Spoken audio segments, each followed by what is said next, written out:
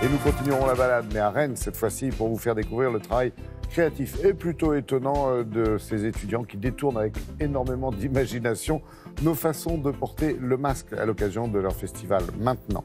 Un rendez-vous d'art, de musique et de technologie, c'est en Bretagne, à Rennes, et il se déroule en ce moment jusqu'à dimanche. Alors, parmi les intervenants, il y a ces étudiants en art appliqué, les étudiants de Rennes, et qui ont travaillé sur un atelier de création contemporaine autour du, ben oui, le masque et leur sujet. Ils l'ont examiné sous toutes les coutures, croyez-moi, même les plus inattendus.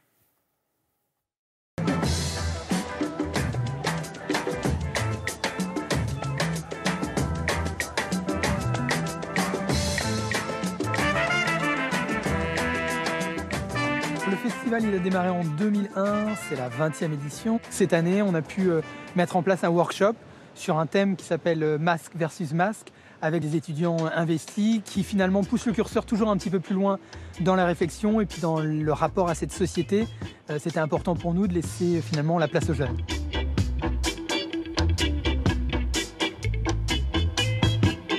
Vous avez choisi de faire un clip du coup sur un texte de poésie? Ouais, exactement. Du coup, j'ai un ami qui s'est occupé de rédiger un texte de notre vision du masque. Le masque, outil millénaire et multiple. Okay. Qui a fait la voix off? C'est moi.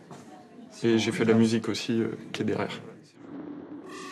Fait couler encre et postillons à profusion. L'objet de ce sujet, c'était de faire s'interroger les étudiants sur l'usage du masque, interroger les fonctions du masque, notamment avec l'éruption du masque dans les espaces publics ces derniers temps, puis de faire se croiser les fonctions des masques. Donc il y a le masque guerrier, il y a le masque de travail, il y a le masque sanitaire, il y a le masque de la rébellion. Nous, comme on l'a pris au début, tout le monde peut se cacher derrière un masque, que ce soit un masque représenté par un vrai masque ou une facette qu'on se donne. Il y a eu un projet sur l'idée du masque qui porte nos personnalités, avec un dispositif, vous savez, avec ces livres pour les enfants où on tourne chaque tiers de page pour former différents visages.